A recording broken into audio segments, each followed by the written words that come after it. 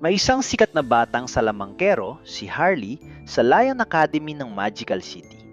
Siya ay pinagpala ng magical goddess at bilang bituin ng akademya, mabilis siyang matuto at kayang mahasa ang kahit anong mahika. Kailangan ng mga bata ang pakikipagsapalaran at nang sina Harley at ang kanyang mga kaibigan ay nag-e-explore sa gubat sa kalagitnaan ng gabi, narinig nila ang masamang sabuatan ng organisasyong tinatawag na Dark Wizards. Nagpasya ang matatapang na kabataan na pigilan sila.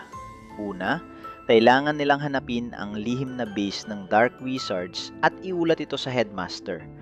Ngunit sa kanilang investigasyon, aksidenteng na-activate ni Harley ang space portal at na-teleport siya sa kabilang panig ng Land of Dawn, Scholar City.